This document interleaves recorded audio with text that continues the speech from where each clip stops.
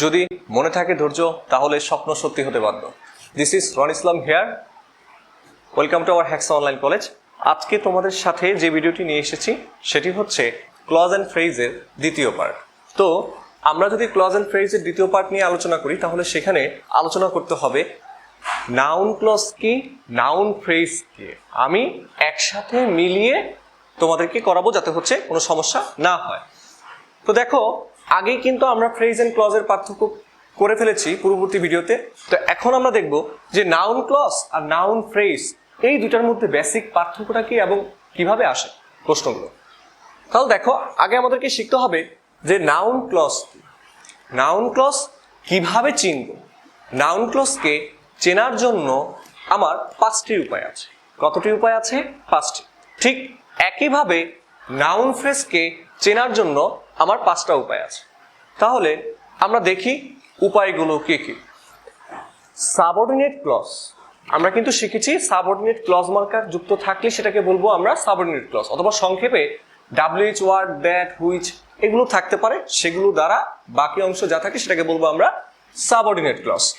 তাহলে দেখো, subordinate clause subject আকারে বসবে। ওকে, সাবঅর্ডিনেট ক্লজ কি আকারে বসবে? সাবজেক্ট আকারে। যদি সাবঅর্ডিনেট ক্লজটি সাবজেক্ট আকারে বসে তাহলে সেটি হচ্ছে নাউন ক্লজ। তাহলে দেখি আমরা প্রথম উদাহরণটি দেয়া আছে, that he has much money. এতটুকুর মধ্যে কি আছে? আন্ডারলাইন করা, is known to all. Okay, তাহলে দেখো এখানে আমার সাবঅর্ডিনেট ক্লজ কোনটা? এই দুইটা ক্লজের মধ্যে। তাহলে আমার সাবঅর্ডিনেট ক্লজ হচ্ছে লাল দাগ অংশটি, কারণ হচ্ছে কি দ্যাট দ্বারা শুরু হয়েছে। আমরা তো বলেছি হু, হুইচ, হট, দ্যাট, তারপর হচ্ছে ইফ, এইগুলো দ্বারা অথবা ডাব্লিউএইচ ওয়ার্ড দ্বারা যেই সেন্টেন্সটি শুরু হয়, যেই ক্লজটি শুরু হয় সেটিকে বলবো আমরা সাবঅর্ডিনেট ক্লজ। তাহলে এই দেখো, সাবঅর্ডিনেট ক্লজ হচ্ছে এইটা, দ্যাট, যেহেতু প্রথমেই দ্যাট আছে সেহেতু এটা হচ্ছে কি আমার সাবঅর্ডিনেট ক্লজ। তাহলে that he has much money বলা হয়েছে প্রশ্নে যে এটা হচ্ছে কোন clause? Adjective clause, noun clause, verb clause, যেটাই হোক। তাহলে যেহেতু সাবঅর্ডিনেট ক্লজটি সাবজেক্ট আকারে বসেছে সেহেতু এই অংশটুকুকে বলবো আমরা নাউন ক্লজ। মন থাকবে, এরকম সাবজেক্ট আকারে সাবঅর্ডিনেট ক্লজটি যখন বসবে সেটা হচ্ছে নাউন ক্লজ। এরপর দেখো, who has stolen the book. এই দেখো ডাব্লিউএইচ ওয়ার্ড। তাহলে ডাব্লিউএইচ ওয়ার্ড দ্বারা যেহেতু শুরু হয়েছে তাহলে এতটুকু অংশ হচ্ছে কি সাবঅর্ডিনেট ক্লজ। তো সাবঅর্ডিনেট ক্লজটি কি এখন সাবজেক্ট আকারে বসেছে? অবশ্যই সাবজেক্ট আকারে বসেছে। দেখো, সাবজেক্ট, ভার্ব, অবজেক্ট। তাহলে আমরা দেখি, তাহলে যেহেতু সাবজেক্ট আকারে বসছে তাহলে এটার নাম কি? Noun clause. ঠিক আছে, আমি এনসি দিয়ে রাখলাম, নাউন ক্লজ। এরপর দেখো দ্বিতীয় নিয়মটা, কিভাবে আমরা দ্বিতীয়ভাবে চিনতে পারি। আমরা সাবজেক্ট আকারে দেখলাম কি যে সাবঅর্ডিনেট ক্লজটি যখন বসলো সেটি হচ্ছে কি আমাদের নাউন ক্লজ, আমি এনসি দিয়ে রেখেছি। এইবার দেখব যে কিভাবে আমরা নাউন ফ্রেজটা করতে পারি। তো দেখো, নাউন ফ্রেজটা হচ্ছে সাবজেক্ট আকারে বসবে। কি বসবে? সাবজেক্ট আকারে যদি বসে কোনো ফ্রেজ তাহলে সেটা হচ্ছে নাউন ফ্রেজ। তাহলে একই সাথে কিন্তু আমি পড়াচ্ছি। তাহলে দেখো তৃতীয় উদাহরণটি, qualifying in the admission test. দেখো তো, আমার ভার্বের সাথে আইএনজি দ্বারা শুরু হয়েছে, এই অংশের মধ্যে কোনো সাবজেক্ট, ভার্ব, অবজেক্ট আছে? লাল দাগ অংশের মধ্যে নেই। যেহেতু নেই তাহলে আমরা জানি কি যে ফ্রেজ হতে হলে তাকে কোনো সাবজেক্ট থাকবে না, কোনো ফাইনাইট ভার্বও থাকবে না। আর ফ্রেজ বেসিক্যালি হয়ে থাকে প্রিপোজিশন দ্বারা যুক্ত থাকে অথবা হচ্ছে ভার্বের সাথে আইএনজি দ্বারা যুক্ত থাকে। এইগুলো দেখলে আমরা বুঝবো সেটা হচ্ছে কি ফ্রেজ। এখন আমার কথা হচ্ছে যে ফ্রেজটি সাবজেক্ট আকারে বসেছে। দেখো, সাবজেক্ট, ভার্ব, অবজেক্ট। তাহলে যেহেতু ফ্রেজটি সাবজেক্ট আকারে বসেছে সেজন্য আমরা এটাকে বলবো নাউন ফ্রেজ, এনপি। ঠিক আছে, আশা করি তোমরা পারবে। Qualifying in the admission test is not easy. এই জন্য এই qualifying in the admission test এতটুকু হচ্ছে কি আমার নাউন ফ্রেজ। যখন, আবার বলছি, যখন কোনো ফ্রেজ হচ্ছে সাবজেক্ট আকারে বসে তখন সেটাকে বলবো আমরা নাউন ফ্রেজ।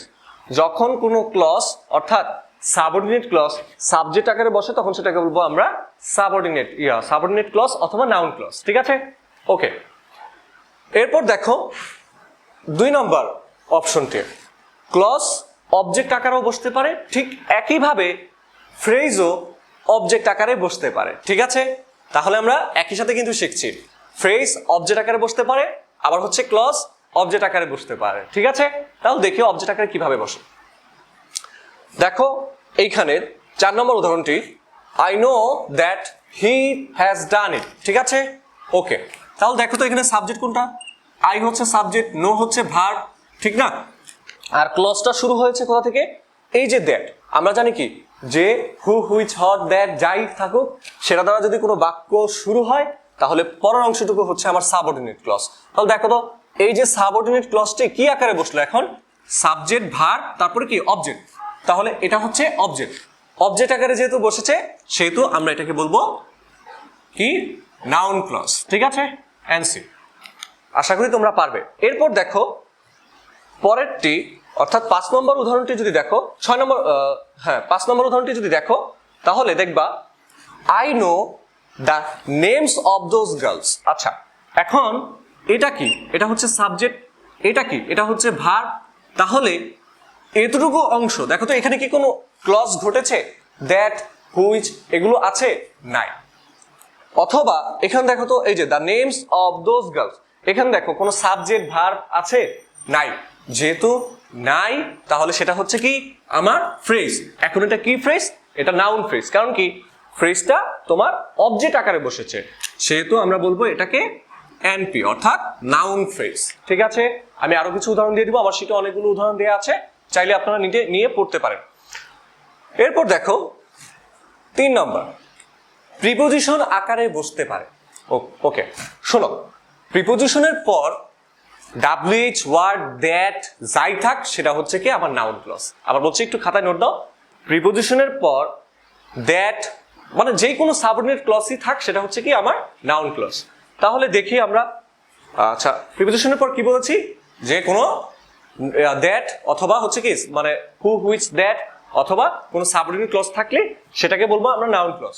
ঠিক একইভাবে যদি প্রিপোজিশনের পর কোনো ফ্রেজ থাকে তখনও কিন্তু সেটা হচ্ছে আমার নাউন ফ্রেজ। ঠিক আছে, তাহলে একই সাথে দুটা শেখা যাচ্ছে, আলাদা আলাদা করে কোনো পড়ার দরকার নেই।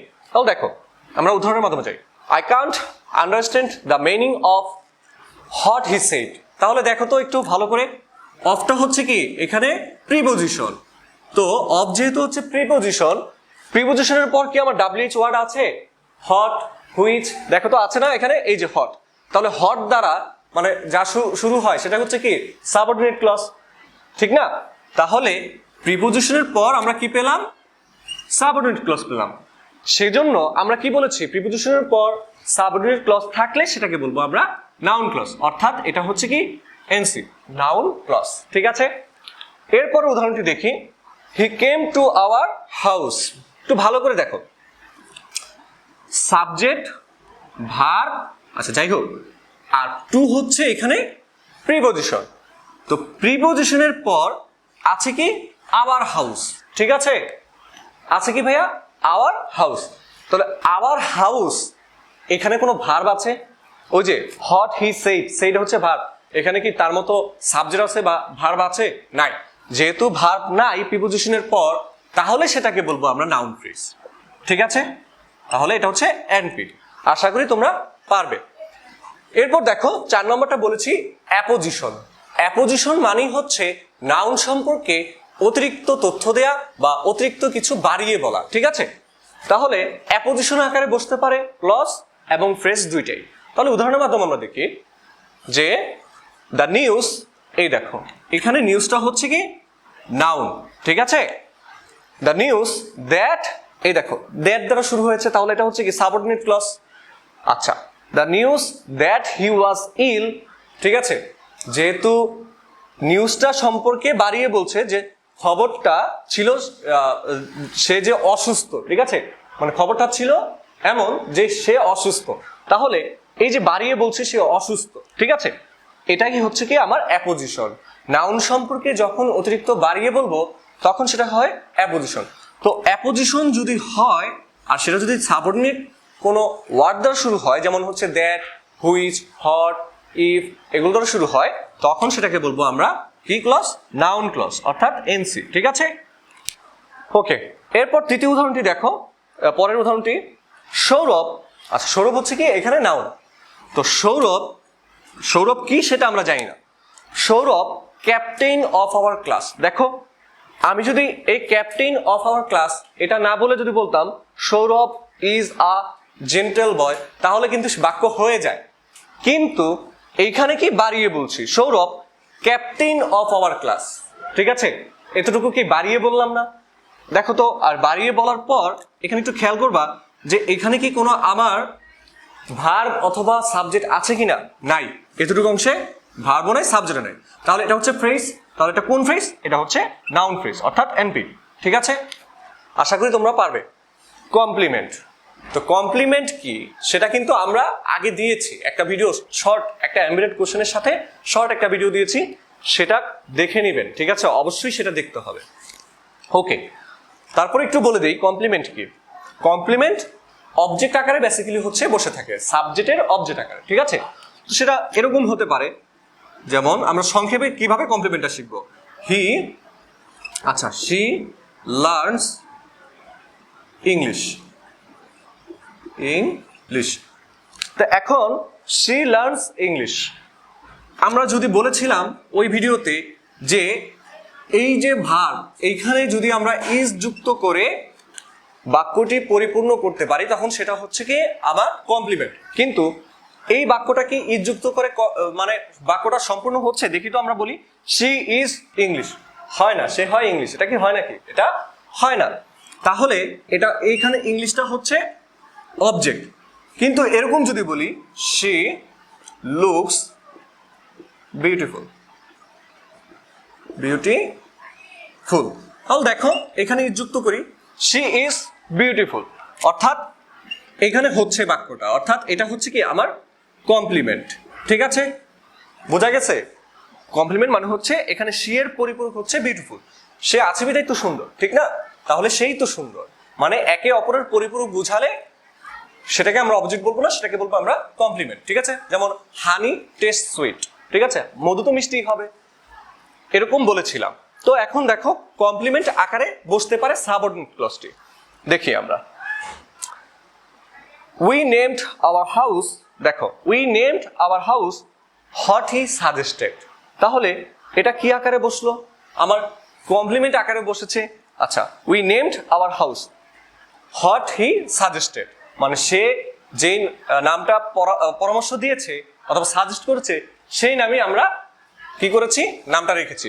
তো সেই জন্য এটা হচ্ছে কি আমার নাউন ক্লজ। ঠিক আছে, যারা কমপ্লিমেন্ট বুঝেন না তারা অবশ্যই দেখে আসবেন আমার পূর্ববর্তী ভিডিওটি। এরপর দেখো উই সিলেক্টেড রাজা ক্যাপ্টেন অফ আওয়ার ক্লাস।